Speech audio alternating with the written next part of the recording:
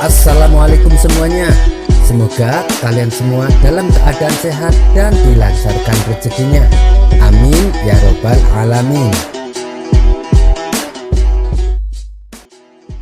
Kisah kali ini adalah Abu Nawas menyembunyikan keledai milik saudagar kaya. Suatu hari Abu Nawas diundang oleh saudagar yang paling kaya di kota Baghdad. Undangan tersebut langsung disambut sukacita oleh Abu Nawas. Pasti acara pesta makan-makan, pikir Abu Nawas. Ia pun segera bergegas pergi menuju rumah si saudagar kaya. Namun sesampainya di sana, rumahnya terlihat sepi. Hanya ada beberapa penjaga yang sedang berpatroli. Begitu melihat kedatangan Abu Nawas, si saudagar langsung menyambutnya. "Hai Abu Nawas, masuklah kemari." Abu Nawas pun menghampirinya. "Ada perlu apa tuan?" tanya Abu Nawas. "Begini, saya akan pergi beberapa saat bersama para pengawalku. Saya minta kamu menjaga keledai saya," kata si saudagar kaya. Ternyata dugaan Abu Nawas meleset. Bukannya acara pesta makan-makan, tapi malah disuruh menjaga keledai. Sekilas terlihat raut kekecewaan pada diri Abu Nawas. "Kenapa harus aku? Orang lain kan juga bisa," ucap Abu Nawas ketus. "Karena hanya kamu yang tahu berbagai macam watak hewan keledai. Perlu kamu ketahui Abu Nawas, keledai saya sangat istimewa. Dia pintar dan tahu sopan santun. Oleh sebab itulah saya mempercayakannya padamu," tutur saudagar kaya. "Baik, saya bersedia, tapi bayarannya mahal, yaitu 10 dinar, timpal Abu Nawas. "Tidak masalah, aku akan membayarnya," balas saudagar kaya.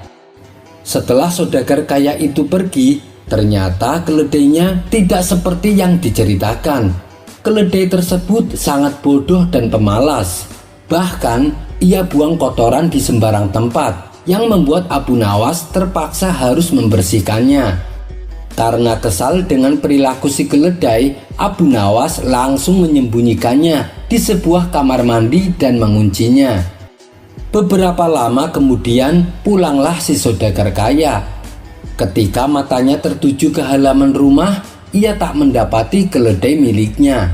Yang nampak hanyalah Abu Nawas sedang duduk di bawah pepohonan. "Hai Abu Nawas, mana keledai saya?" tanya saudagar kaya.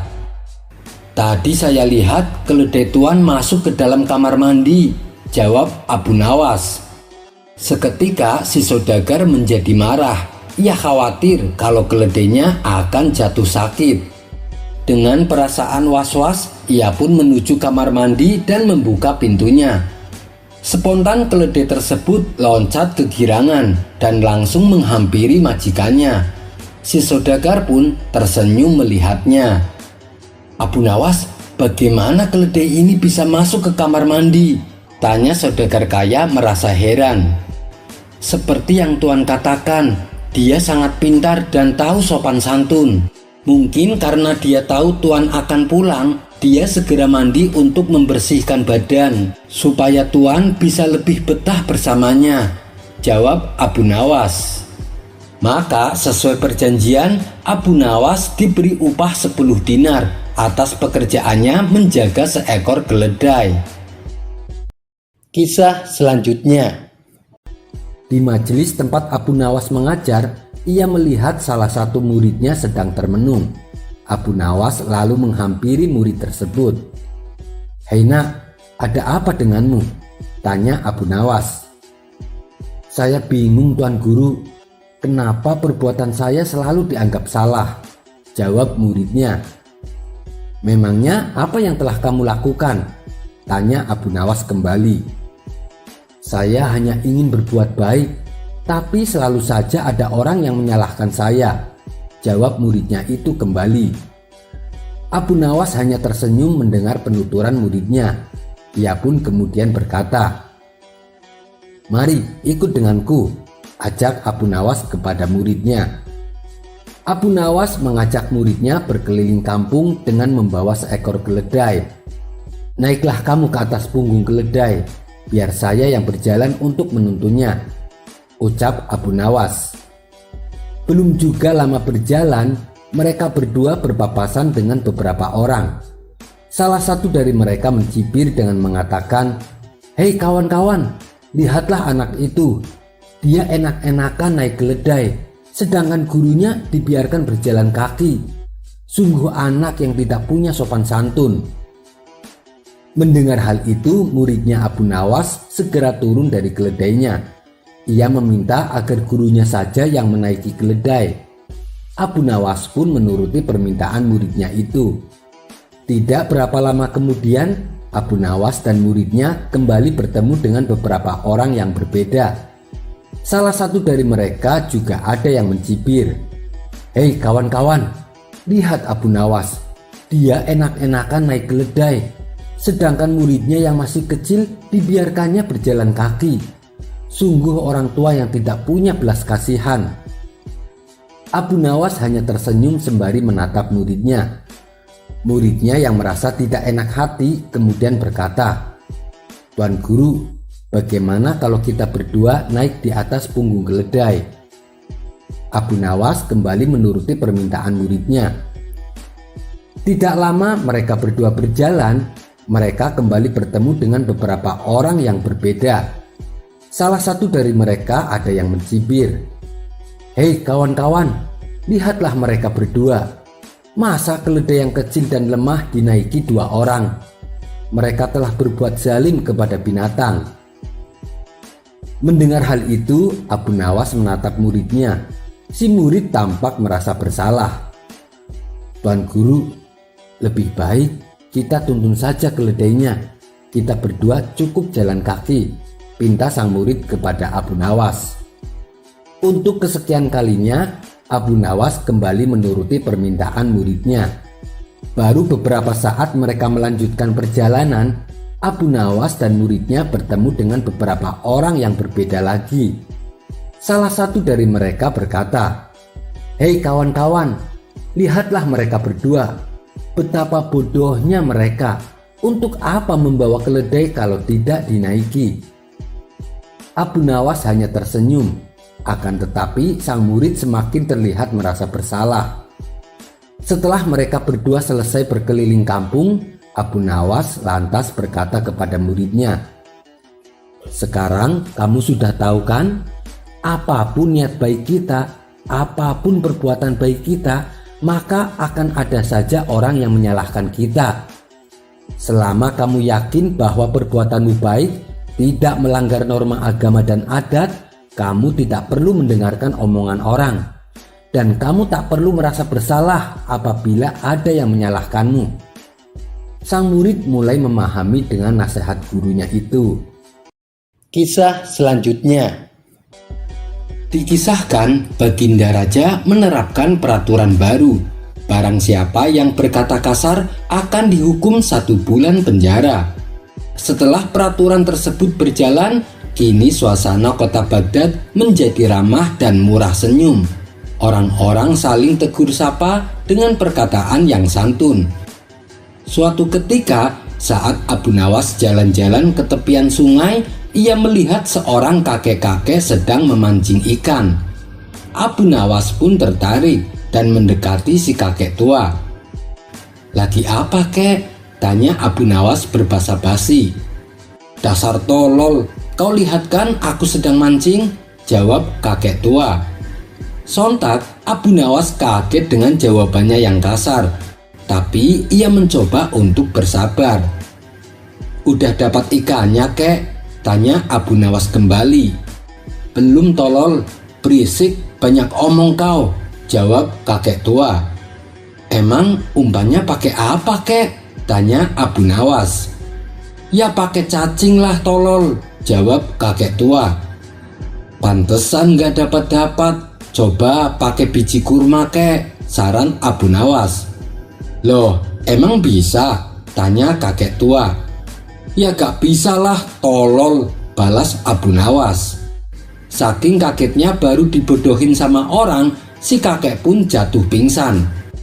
Seseorang yang melihat hal itu segera melaporkannya kepada Baginda Raja.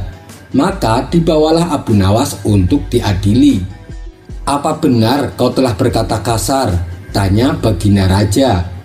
"Benar Paduka yang mulia," jawab Abu Nawas.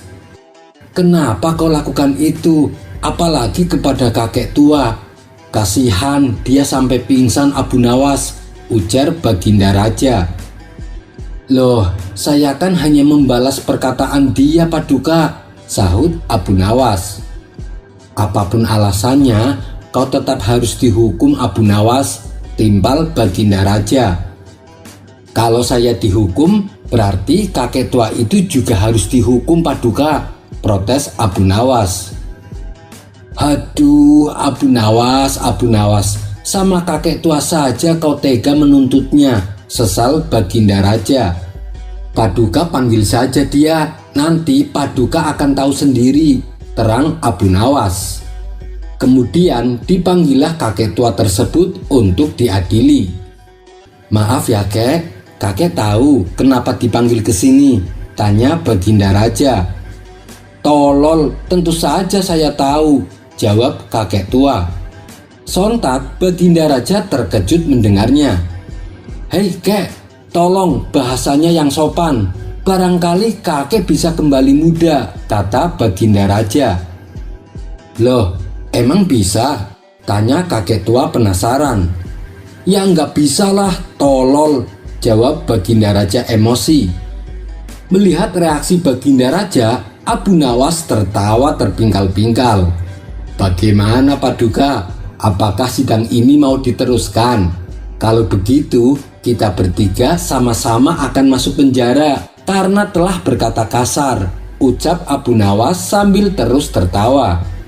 Baginda Raja yang masih kesal dengan kakek tua memilih untuk meninggalkan ruang sidang. Kisah selanjutnya. Abu Nawas yang terkenal dengan sifat jenaka dan kekonyolannya, ternyata saat kematian Abu Nawas membuat Imam Syafi'i menangis sejadi-jadinya. Padahal awalnya Imam Syafi'i enggan untuk menyolati jenazah Abu Nawas. Lalu gerangan apakah yang sampai membuat Imam Syafi'i menangis? Berikut kisahnya.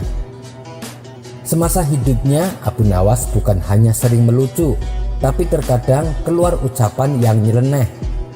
Ia juga terkenal sebagai seorang pujangga Arab yang gemar berbuat maksiat dan dianggapnya agak gila. Di antara kegemaran Abu Nawas adalah menenggak minuman keras atau khamr, sehingga orang-orang di zamannya menjulukinya sebagai penyair khamr. Abu Nawas bahkan pernah membuat satu syair tentang khamr yang bikin Raja Harun al-Rasyid murka. Isi syairnya adalah sebagai berikut. "Biarkan masjid diramaikan oleh orang-orang yang rajin ibadah. Kita di sini saja bersama para peminum khamr dan saling menuangkan. Tuhanmu tidak pernah berkata, celakalah para pemabuk. Tapi dia pernah berkata, celakalah orang-orang yang sholat." Karena syair tersebut, Raja Harun al-Rasyid sangat marah. Sampai-sampai ia ingin memenggal kepala Abu Nawas. Bagaimana tidak? Isi syair tersebut dianggap sebagai syair yang menyesatkan, seolah seorang pemabuk lebih mulia daripada orang yang sholat. Tapi salah satu penasehat istana memberikan pengertian kepada Raja Harun al-Rasyid. "Wahai Paduka yang mulia, para penyair mengatakan apa-apa yang tidak mereka lakukan, maka maafkanlah dia." Dan menurutnya apa yang disampaikan Abu Nawas dalam syairnya ditunjukkan kepada orang-orang yang mengerjakan sholat tapi hanya karena ingin dipuji manusia dan ingin dianggap alim.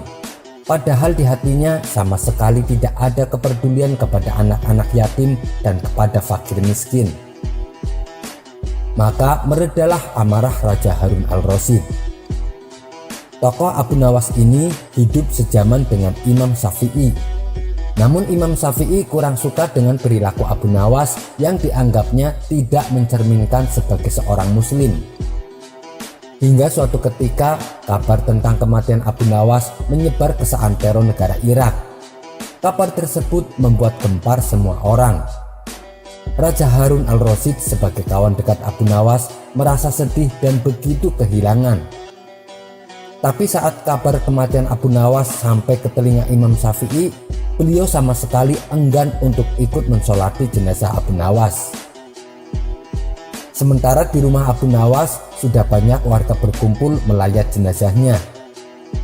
Ketika proses pemandian jenazah hendak dilakukan, salah satu warga menemukan secarik kertas di dalam kantong baju Abu Nawas. Kertas itu berisi tulisan syair Abu Nawas untuk terakhir kalinya. Syair tersebut berbunyi sebagai berikut. "Wahai Tuhanku, dosa-dosaku terlalu besar dan banyak, tapi aku tahu bahwa ampunanmu lebih besar. Jika hanya orang baik yang boleh berharap kepadamu, kepada siapa pelaku maksiat akan berlindung dan memohon ampunan? Aku berdoa kepadamu seperti yang engkau perintahkan dengan segala kerendahan dan kehinaanku. Jika kau tampik tanganku, lantas siapa yang memiliki kasih sayang? Hanya harapan yang ada padaku ketika aku berhubungan denganmu dan keindahan ampunanmu, dan aku pasrah setelah ini." Lalu kertas itu dibawanya oleh salah satu warga ke rumah Imam Syafi'i. Orang itu menjelaskan kepada Imam Syafi'i bahwa kertas tersebut ia temukan di kantong baju Abu Nawas ketika akan memandikan jenazahnya. Begitu membaca syair terakhir yang dibuat oleh Abu Nawas, maka menangislah Imam Syafi'i sejadi-jadinya. Ia pun bergegas menuju rumah Abu Nawas untuk mensolati jenazahnya. Kisah selanjutnya. Dikisahkan ada salah satu murid Abu Nawas yang paling cerdas di antara murid-murid lainnya. Anak tersebut juga cermat dalam menganalisa suatu masalah. Hal itulah yang membuat Abu Nawas merasa kagum kepadanya.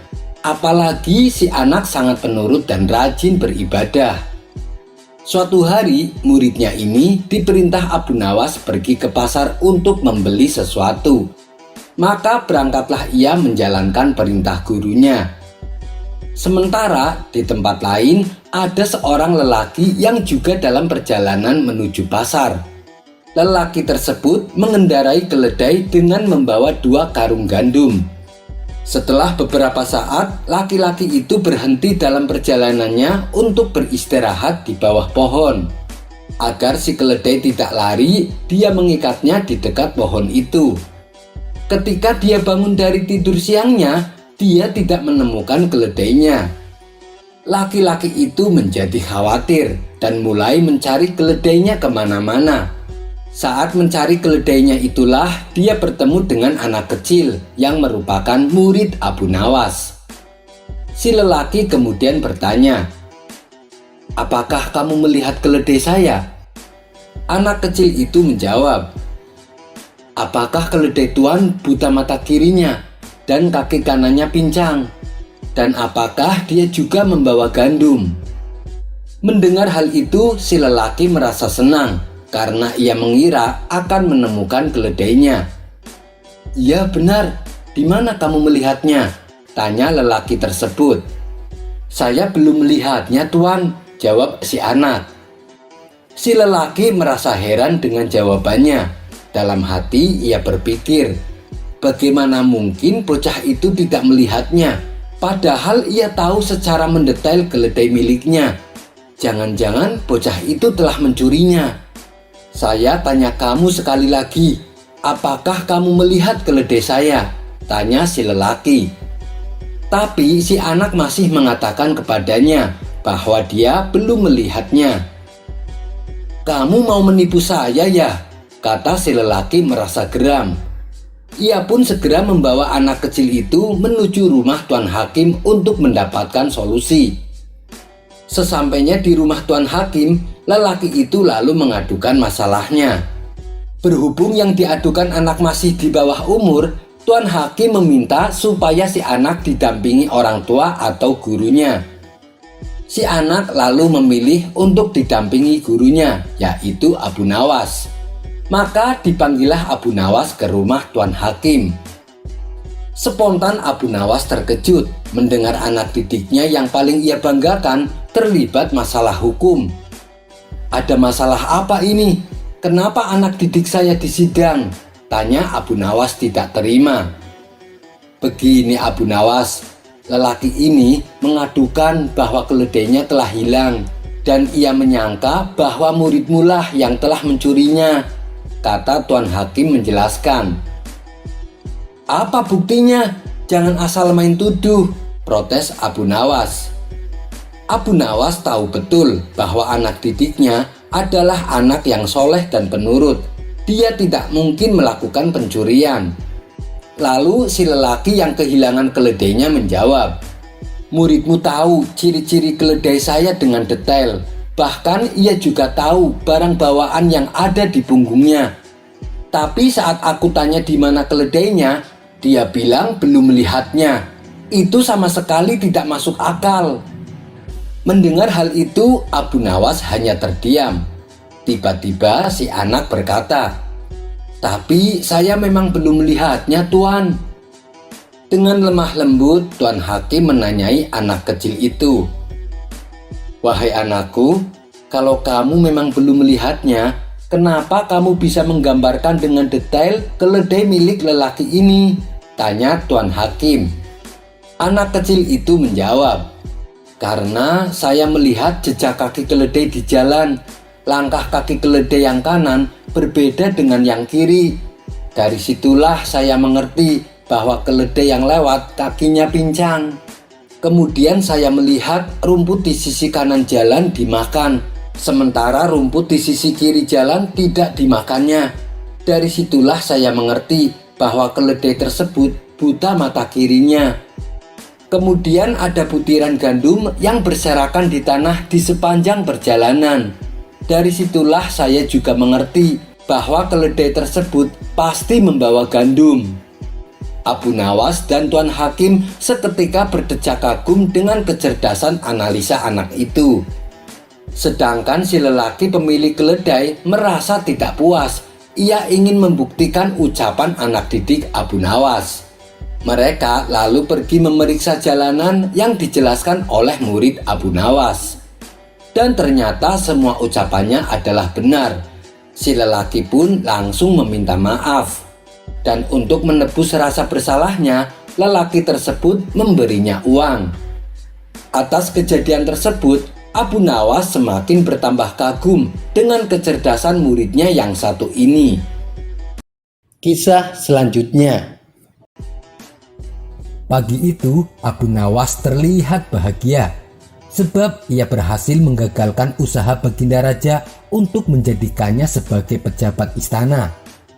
Setiap kali ada utusan istana yang datang, Abu Nawas langsung berpura-pura gila. Tentu saja mereka kewalahan menghadapi tingkah Abu Nawas ini. Siasat inilah yang membuat Baginda Raja akhirnya mengurungkan niatnya. Namun suatu hari, rumah Abu Nawas kembali didatangi beberapa utusan istana. Mereka adalah prajurit yang bertubuh besar dan kekar. Hei Abu Nawas, sekarang juga kamu ikut kami ke istana, kata salah satu pengawal. Abu Nawas kaget dan heran dengan sikap para pengawal istana yang tiba-tiba bersikap galak. Memangnya kenapa aku harus menuruti permintaan kalian? Tanya Abu Nawas tak mau kalah gertak. Kalau kamu menolak, kami akan menyeretmu dengan paksa. Karena ini adalah perintah Baginda. Kami tak peduli kamu mau pura-pura gila atau tidak. Kami akan tetap menyeretmu ke istana, jawab pengawal dengan nada tinggi. Abu Nawas yang tadinya berlagak berani seketika langsung ciut nyalinya. Daripada ia harus sakit karena diseret, lebih baik ia menuruti dengan sukarela. Abu Nawas tak mungkin mampu melawannya, mengingat tubuh mereka besar-besar dan kekar. Maka berangkatlah Abu Nawas beserta para pengawal menuju istana.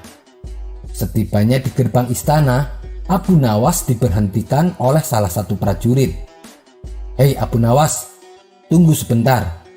Kamu mau menghadap Baginda ya? Kata prajurit tersebut. Iya, memangnya kenapa? Tanya Abu Nawas. Kalau kamu dikasih hadiah, kamu harus membaginya denganku, kata prajurit itu. Iya, nanti aku bagi hadiahnya denganmu, jawab Abu Nawas kesal. Abu Nawas lalu masuk ke istana dan menghadap Baginda Raja. Akhirnya kamu kesini juga, Abu Nawas. Kamu tidak bisa lagi berpura-pura gila, kata Baginda Raja.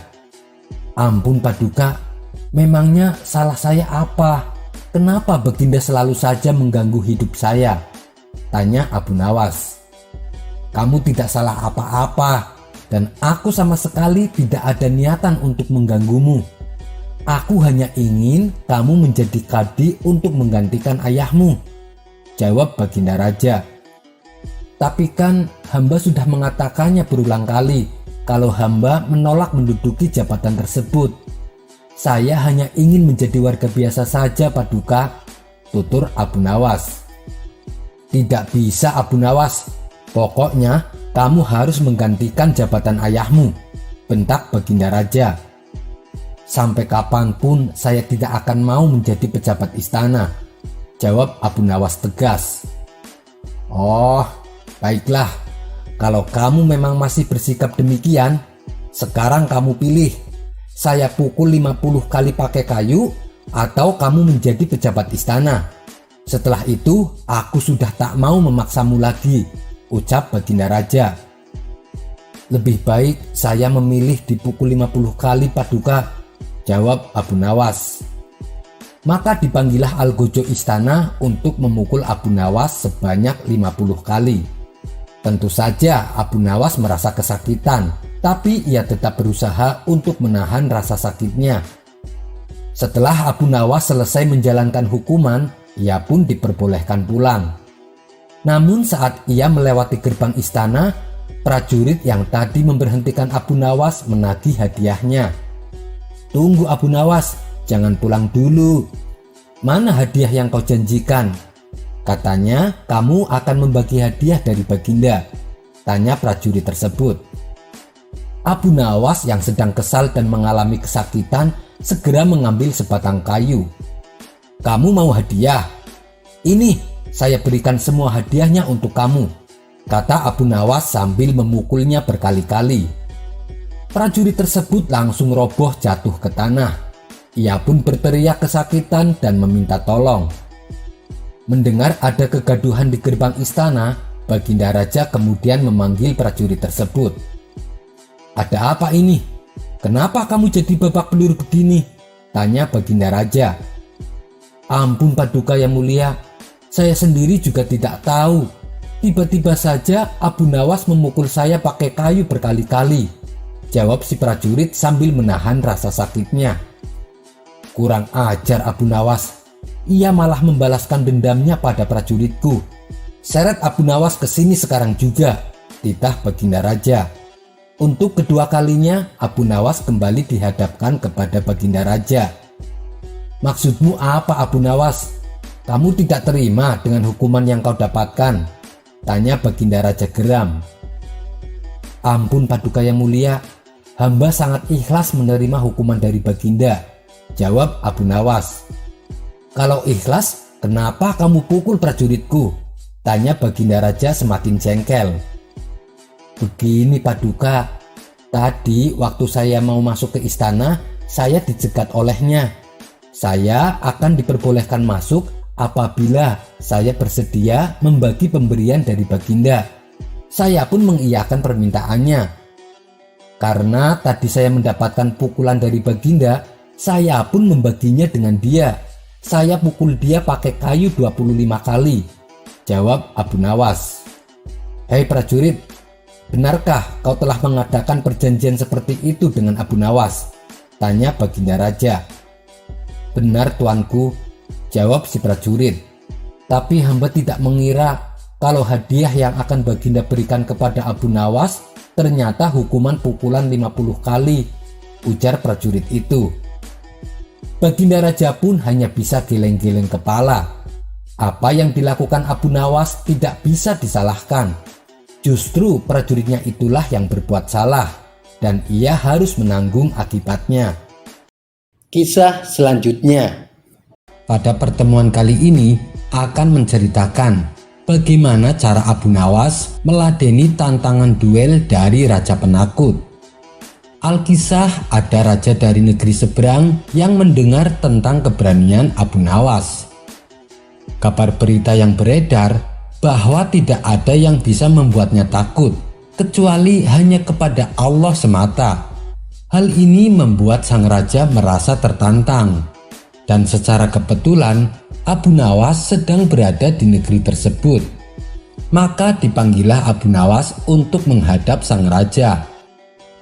"Apakah engkau yang bernama Abu Nawas?" tanya sang raja. "Benar yang mulia," jawab Abu Nawas. "Aku dengar kau adalah lelaki yang pemberani. Benarkah itu?" tanya sang raja kembali.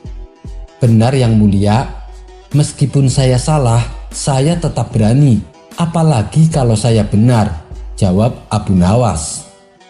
Mendengar itu sang raja sempat heran. "Meskipun salah kau tetap berani? Apa maksudnya?" tanya sang raja. "Maksudnya berani menerima hukuman atas kesalahan yang saya lakukan," jelas Abu Nawas. "Oh begitu. Baiklah, karena kau seorang yang pemberani, aku ingin menantang duel denganmu. Apakah kau siap?" tanya sang raja. "Soal itu gampang yang mulia. Tapi apa alasannya Tuan Raja ingin menantang duel?" kata Abu Nawas balik bertanya. "Aku ingin menguji sampai sebesar mana keberanianmu," ujar sang raja. Sejenak Abu Nawas terdiam. Dalam hati ia berkata, "Badan sebesar itu mengajak duel, tentu saja aku pasti akan kalah." Ia pun memutar otak agar bisa lepas dari tantangan tersebut. "Bagaimana Abu Nawas? Kenapa kau diam? Atau jangan-jangan kau takut padaku? Tidak kusangka ternyata kau seorang pengecut," ledek sang raja. Tak mau kalah dengan gertakannya, Abu Nawas langsung berkata, "Aku berani menerima tantangan Anda, tapi beri waktu 3 hari.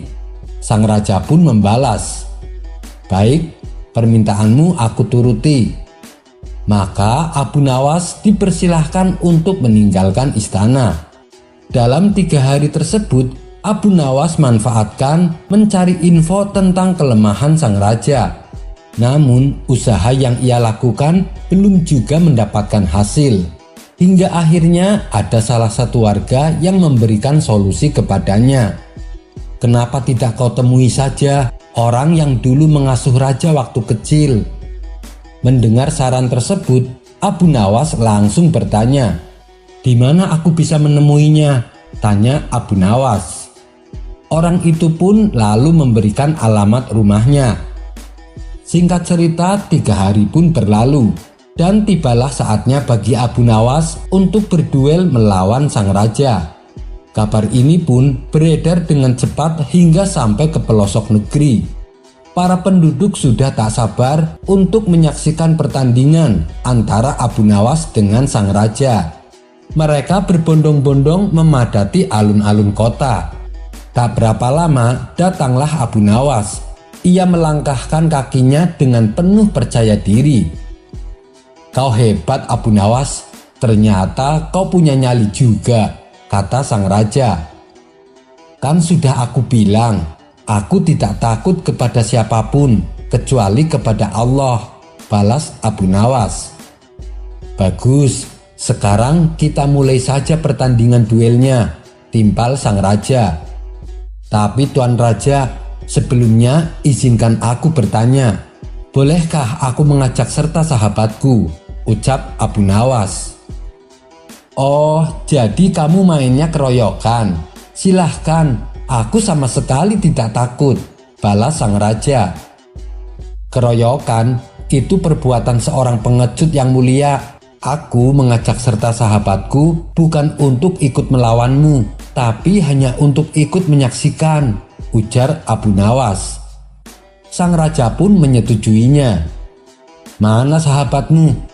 Suruh dia duduk di tempat paling depan," kata sang raja. Disinilah Abu Nawas menggunakan akal cerdiknya. Ia menghampiri sang raja dan memperlihatkan seekor katak dari dalam saku jubahnya. Melihat itu, seketika muka sang raja menjadi pucat pasi. "Bagaimana Tuan Raja? Apakah pertandingannya akan dilanjutkan? Apakah Anda sudah siap menanggung malu di hadapan rakyat karena lari dari pertandingan?" tanya Abu Nawas. "Ngapain juga kau bawa itu? Singkirkan dari hadapanku," kata Baginda Raja gemetaran. "Wahai Tuan Raja, sebelum terlanjur dan sebelum rakyat tahu kelemahanmu, lebih baik Anda umumkan kepada para penduduk bahwa pertandingannya dibatalkan dan beritahukan kepada mereka bahwa akulah pemenangnya," tukas Abu Nawas. "Iya, baiklah, akan aku umumkan sekarang juga. Tapi cepat singkirkan hewan itu dari hadapanku," balas sang raja. Akhirnya berkat kecerdikan Abu Nawas, ia bisa memenangkan pertandingan tanpa harus bersusah payah. Ternyata sebelum hari pertandingan, Abu Nawas diberitahu pengasuh sang raja bahwa sewaktu raja masih kecil, ia pernah digigit seekor katak. Akibatnya ia menjadi sangat trauma. Bahkan ketika mimpi bertemu katak, ia langsung terbangun dan berteriak histeris. Demikianlah kisah duel Raja Penakut melawan si cerdik Abu Nawas. Kisah selanjutnya, Nabi Sulaiman mengasuh anaknya di atas awan. Alkisah, pada suatu ketika, salah satu istri Nabi Sulaiman akan melahirkan seorang anak.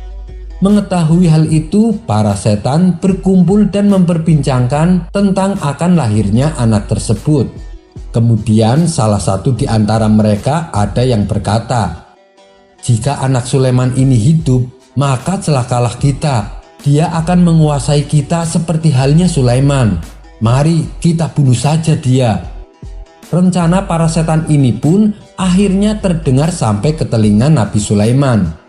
Hal ini membuat beliau menjadi khawatir dan ketakutan. Akhirnya Nabi Sulaiman langsung perintahkan angin supaya membawa anaknya ke awan dan akan diasuh di sana.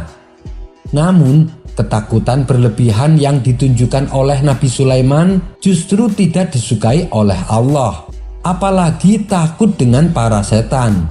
Akibat dari ketakutannya tersebut, Allah menghukum Nabi Sulaiman dengan mematikan anaknya di atas kursi. Kisah ini terdapat dalam kitab Al-Jami' li Ahkam Al-Quran karya Syekh Al-Qurtubi. Wallahu a'lam bishawab. Kisah selanjutnya, Nabi Sulaiman lupa mengucapkan kalimat insya Allah.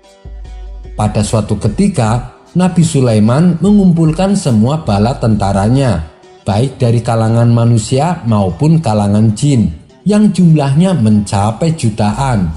Melihat itu, terbesit di benak Nabi Sulaiman ingin mempunyai banyak anak, di mana anak-anaknya nanti akan ia persiapkan menjadi seorang prajurit yang berjihad di jalan Allah. Kemudian di hadapan bala tentaranya, Nabi Sulaiman berkata, "Demi Allah, malam ini aku akan berkeliling dan menggauli 99 istriku, dan masing-masing istri akan melahirkan satu penunggang kuda yang berjihad di jalan Allah." Malaikat yang mendapati hal itu segera menegur Nabi Sulaiman. "Wahai Sulaiman, katakanlah insya Allah." Malaikat tersebut berkata demikian dengan maksud supaya Nabi Sulaiman mengikuti apa yang dikatakannya. Namun Nabi Sulaiman yang sedang sibuk memperhatikan pasukannya lupa untuk mengucapkan kalimat insya Allah. Singkat cerita, setelah berkeliling menggauli semua istrinya, beliau merasa bahagia karena mengira akan mempunyai prajurit-prajurit baru. Namun harapan dengan kenyataan yang terjadi justru berbanding terbalik. Sebab dari sekian banyak istri yang digauli, hanya satu yang melahirkan. Itu pun dengan kondisi yang tidak lengkap. Kondisi ini biasa dimaknai berupa bayi prematur atau bayi yang lahir dengan kondisi kurang sempurna. Usut punya usut, Hal ini terjadi karena Nabi Sulaiman lupa mengucapkan kalimat insya Allah. Bila saja Nabi Sulaiman mengucapkannya, niscaya keinginannya akan terwujud. Kisah ini menjadi pembelajaran bagi kita, di mana bila kita akan berencana melakukan sesuatu, maka hendaknya ucapkanlah kalimat insya Allah. Kisah ini terdapat dalam kitab Hadis Sahih Bukhari, dalam babnya Man Tolaba Al-Walad Lil Jihad, mencari anak untuk berjihad. Wallahu a'lam bishawab. Kisah selanjutnya, Nabi Musa dan seekor babi. Dahulu di zaman Nabi Musa ada seorang lelaki yang setia mendampinginya. Sebut saja namanya si Fulan. Dari situlah si Fulan banyak menimba ilmu dari Nabi Musa. Pada suatu ketika, si Fulan tersebut menghilang untuk sekian lama. Ternyata ia melakukan dakwah dari satu kampung ke kampung yang lain. Dalam dakwahnya, ia selalu membawa-bawa nama Nabi Musa. Hal ini ia lakukan supaya bisa meyakinkan penduduk desa dan agar mendapat perhatian mereka. Nabi yang mendapat firman Allah telah menyampaikan kepada saya. Nabi yang diselamatkan oleh Allah telah menyampaikan kepada saya. Nabi yang dikasihani Allah telah menyampaikan kepada saya. Akhirnya dengan dakwahnya tersebut, ia memperoleh kekayaan yang berlimpah. Beberapa tahun kemudian, ada seorang lelaki bersama seekor babi menghampiri Nabi Musa. "Wahai Nabiullah, apakah engkau mengenal si Fulan?" tanya si lelaki. "Ya, saya pernah mendengar tentangnya," jawab Nabi Musa. "Si Fulan itu adalah babi ini," kata si lelaki memberitahu. Mendengar itu, seketika Nabi Musa terkejut.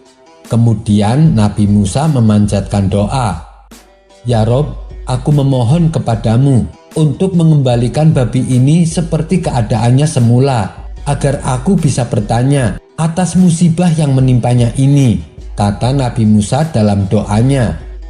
Allah membalas doa Nabi Musa. "Wahai Musa, walaupun kau berdoa denganku sebagaimana Adam berdoa, apalagi doa orang yang lebih rendah daripadanya, aku tidak akan mengabulkan doamu. Namun aku akan tetap memberitahumu mengapa aku mengutuknya menjadi babi. Hal itu karena ia mencari dunia dengan menjual agamanya." Kisah ini terdapat dalam kitab An-Nawadir karya Syekh Syihabuddin Al-Qalyubi. Wallahu a'lam bishawab. Kisah selanjutnya. Pada suatu hari, saat Baginda Raja sedang duduk santai di singgasananya, datanglah seorang kepala dusun menghadap Baginda Raja. Ia mengadukan permasalahan yang sedang menimpa di kampungnya. "Ampun Paduka yang mulia, hamba mohon pertolongan Paduka," pinta kepala dusun tersebut. "Memangnya apa yang menimpa kampungmu?" tanya Baginda Raja. "Begini Paduka yang mulia, akhir-akhir ini di kampung kami sering diganggu jin yang jahat," ujar sang kepala dusun. "Kenapa bisa begitu? Apa yang membuat jin tersebut mengganggu kampungmu?" tanya Baginda Raja penasaran. "Karena kampung kami sangat subur Paduka yang mulia dan mempunyai kekayaan alam yang berlimpah. Hampir setiap musim panen kami selalu mendapat banyak keuntungan," jawab kepala dusun.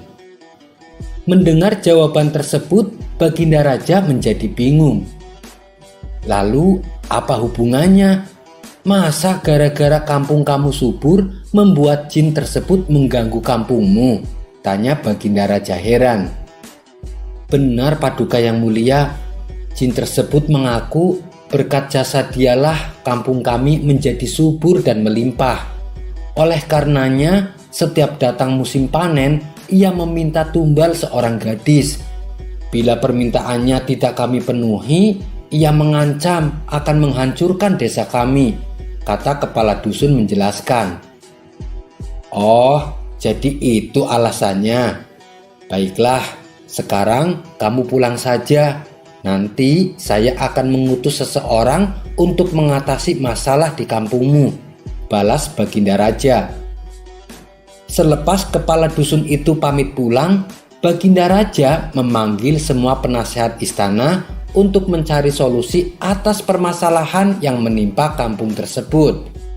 Salah satu penasehat istana berkata, "Paduka yang mulia, yang kita hadapi adalah makhluk halus. Kita tak mungkin melawannya dengan pasukan kerajaan. Yang ada nanti para prajurit malah kerasukan," ujar penasehat istana. Sedangkan para penasehat istana yang lain terlihat masih kebingungan mencari solusi yang tepat. Karena belum juga menemukan solusinya, akhirnya terbesit di benak Baginda Raja sosok Abu Nawas. Maka saat itu Baginda Raja langsung memerintahkan beberapa prajurit istana untuk menjemput Abu Nawas di rumahnya. Singkat cerita, datanglah Abu Nawas ke istana dan menghadap Baginda Raja. "Ampun Paduka yang mulia, ada gerangan apa Paduka memanggil hamba?" tanya Abu Nawas. "Saya akan memberimu tugas penting Abu Nawas. Tugas ini harus kamu laksanakan. Kamu tidak boleh menolaknya," balas Baginda Raja. "Tentu saja saya siap Paduka yang mulia. Kalau boleh tahu, tugas apakah itu?" tanya Abu Nawas kembali. "Suasana di kampung sebelah sedang tidak aman Abu Nawas. Katanya ada jin yang suka mengganggu warga kampung tersebut, dan saya perintahkan kamu agar kamu menyelesaikan masalah ini," titah Baginda Raja. Spontan Abu Nawas kaget mendengarnya. "Maksud Paduka, hamba disuruh menaklukkan jin yang jahat itu?" tanya Abu Nawas memastikan. "Benar sekali Abu Nawas. Aku tahu kamu pasti bisa mengalahkannya," ujar Baginda Raja. "Waduh, ini sih tugas yang sangat berbahaya. Taruhannya nyawa bisa melayang," pikir Abu Nawas. Raut muka ketakutan dan gemetaran mulai terlihat pada diri Abu Nawas. "Ampun Paduka yang mulia, apa Paduka tidak salah orang? Saya kira Paduka keliru kalau sampai menunjuk saya, sebab saya ini bukan orang sakti," jawab Abu Nawas mencoba berkilah. "Wahai Abu Nawas, aku tahu kamu memang bukan orang hebat, bukan pula orang sakti. Tapi dengan akal cerdikmu, saya yakin kamu bisa mengalahkan jin jahat itu," ucap Baginda Raja. Dengan berat hati terpaksa Abu Nawas menerima tugas tersebut. Karena apabila ia menolaknya, ia bisa dihukum berat oleh Baginda Raja. Pada keesokan harinya, berangkatlah Abu Nawas menuju kampung yang dimaksud. Setibanya di sana, ia langsung menemui kepala dusun. "Apakah Anda utusan Baginda Raja?" tanya kepala dusun. "Iya, benar. Saya diutus Baginda Raja ke sini," jawab Abu Nawas. Kepala dusun itu lalu menceritakan semuanya tentang sosok jin yang sering mengganggu kampungnya, termasuk meminta tumbal seorang gadis saat musim panen tiba. Setelah mendengar secara seksama, Abu Nawas lalu bertanya, "Apakah di antara warga ada yang pernah melihat wujud jin tersebut?" Sang kepala dusun menjawab, "Saya kira hampir semua dari warga kami pernah melihatnya. Saya sendiri juga pernah melihatnya." Abu Nawas kemudian kembali bertanya, "Bagaimana wujudnya?" Kepala dusun tersebut menjawab, "Tubuhnya tinggi dan rambutnya dikuncir di antara kepalanya yang botak." Seketika Abu Nawas langsung mengetahui kalau jin yang dimaksud adalah jin ifrit. "Sepertinya aku harus mencari cara supaya bisa mengalahkan jin ifrit," pikir Abu Nawas. Setelah berpikir agak lama, muncullah ide cemerlang di otaknya. "Bagaimana Tuan? apakah Tuan sanggup menghadapinya? Tanya kepala dusun kepada Abu Nawas. Tenang saja, jin ifrit itu pasti akan bertekuk lutut di hadapanku. Pada dasarnya dia hanya menggertak saja. Pasti ada wanita yang sedang dia sukai. Begini saja, saya akan menulis surat tantangan untuknya. Dan saya minta tolong supaya suratku ini diberikan kepada jin ifrit. Perintah Abu Nawas kepada kepala dusun. Abu Nawas kemudian membuat surat tantangan dan memberikannya kepada kepala desa untuk disampaikan kepada jin ifrit. Setelah surat tantangan dari Abu Nawas diberikan kepada jin ifrit, tak pelak jin itu pun menjadi marah. Dia berjanji akan membunuh siapa saja yang berani menantangnya. Sambil menunggu waktu pertandingan, Abu Nawas membuat sandal yang sangat besar. Tingginya saja sampai 40 meter. Ketika sandal tersebut selesai dibuat, Abu Nawas meletakkannya di tengah lapangan, di mana lapangan itu nantinya akan menjadi tempat bertanding antara Abu Nawas dan jin ifrit. Setelah sebulan berlalu, tibalah saatnya waktu yang ditentukan. Jin ifrit yang sudah geram menahan emosi langsung menuju lapangan untuk menghancurkan orang yang menantangnya. Jin ifrit datang dengan suara yang menggelegar. "Di mana laki-laki yang berani menantangku? Keluarlah, aku akan hancurkan tubuhnya," ucapnya sambil marah-marah. Para warga yang tadinya berkumpul hendak menyaksikan spontan pada berlarian meninggalkan lapangan karena takut menjadi sasaran amukan jin ifrit. Tidak berapa lama muncullah Abu Nawas ke tengah lapangan untuk menghadapi jin yang jahat itu. "Oh, jadi kamu yang bernama Abu Nawas, orang yang berani menantang saya. Apa kamu sudah bosan hidup? Ayo, sekarang kita bertarung," tantang jin ifrit. "Maaf, Anda salah orang. Saya ini muridnya Abu Nawas," kata Abu Nawas berpura-pura. "Lalu ngapain kamu datang kemari? Cepat panggil gurumu untuk bertarung denganku," perintah jin ifrit. "Jangan khawatir, guruku pasti akan datang kemari. Aku kesini disuruh untuk mengambil sandal guruku. Kemarin sehabis latihan sandalnya tertinggal," balas Abu Nawas sambil menunjukkan sandal yang sangat besar yang tergeletak hampir menutupi separuh lapangan. "Itu sandalnya Abu Nawas?" tanya jin ifrit. "Iya, memangnya kenapa?" "Tapi saya tidak kuat mengangkatnya sendirian. Maukah kau membantuku membawakan sandal ini?" pinta Abu Nawas. Melihat sandal yang berukuran sangat besar tersebut, sejenak jin ifrit itu terdiam. "Sandalnya saja sebesar lapangan, bagaimana dengan orangnya?" pikir jin ifrit yang mulai ketakutan. "Atau begini saja, saya akan panggil guru saya untuk datang ke sini langsung. Kalau saya ditanya mana sandalnya, saya akan beralasan kalau kamu menghalang-halangi saya untuk mengambil sandalnya," ujar Abu Nawas. Jangan lakukan itu. Lebih baik aku pergi saja sekarang, dan aku berjanji aku tidak akan pernah mengganggu desa ini lagi," balas jin ifrit. Kemudian jin ifrit yang jahat ini berteriak dan segera menghilang karena ketakutan.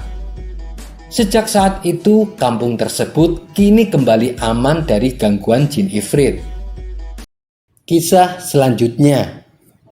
Hari itu, Abu Nawas terlihat sangat ceria.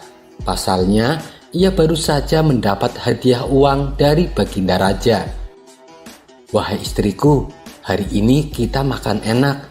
Aku akan membeli daging," kata Abu Nawas kepada istrinya. Maka pergilah Abu Nawas ke pasar. Ia mendatangi tukang jagal untuk membeli sepotong daging. Setibanya di rumah, ia meminta kepada istrinya agar memasak daging yang baru saja dibelinya. Sembari aku menunggu daging matang, lebih baik aku nongkrong di warung dulu, pikir Abu Nawas. Selepas Abu Nawas pergi, tidak lama kemudian datanglah saudara istrinya. Saudara istrinya ini sangat suka sekali makan daging. Dia pun terus memperhatikan daging yang sedang dimasak. Begitu istri Abu Nawas selesai memasaknya, mereka berdua lalu duduk dan menyantap daging itu sampai habis. Setelah saudaranya pergi, istri Abu Nawas bingung memikirkan cara supaya Abu Nawas tidak marah. Dia pun segera menaruh sepotong timun sebagai pengganti daging. Ketika Abu Nawas datang dan meminta makanan, sang istri lalu menghidangkan kuah berisi potongan timun. Abu Nawas pun mulai menyantapnya. "Ini timun, bukan daging," seru Abu Nawas. "Ini daging, wahai suamiku," jawab istrinya berpura-pura. "Ajaib, daging menjelma menjadi timun, tapi kuahnya kok daging," gumam Abu Nawas.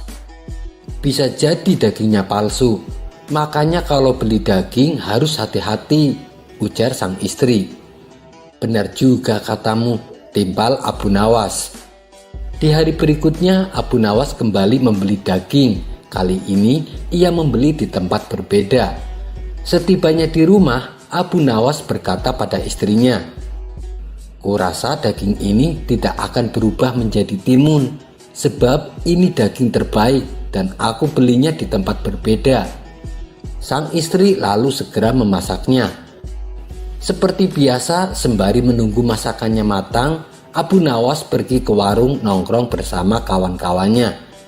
Di saat Abu Nawas pergi, saudara istrinya kembali datang, dan mereka berdua pun menyantap dagingnya sampai habis.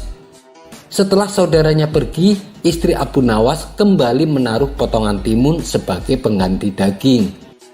Ketika Abu Nawas pulang, sang istri menghidangkan makanannya. Dengan marahnya Abu Nawas berkata, "Ini timun, bukan daging." Sang istri membalas, "Wahai suamiku, lebih baik kau jangan membeli daging lagi, sebab aku mendengar dari para tetangga bahwa daging bisa menjelma jadi timun." Peristiwa tersebut Abu Nawas kemudian ceritakan kepada orang-orang. "Sungguh aneh, istriku memasak daging tapi setelah matang berubah jadi timun," ucap Abu Nawas. Tentu saja mereka tidak percaya dan menganggap Abu Nawas sudah gila. "Mana ada daging berubah jadi timun," kata mereka tertawa terbahak-bahak. Lalu Abu Nawas pergi menemui tukang jagal untuk memastikannya. "Apa benar daging bisa berubah jadi timun?" tanya Abu Nawas. "Itu hal yang mustahil, daging tidak mungkin berubah jadi timun," jawab tukang jagal. "Berarti selama ini aku telah dibohongi istriku," pikir Abu Nawas. Untuk mengetahui kebenarannya, Abu Nawas lantas membeli daging untuk ketiga kalinya. Seperti biasa, daging tersebut ia berikan pada istrinya untuk dimasak. Kemudian Abu Nawas pura-pura pergi.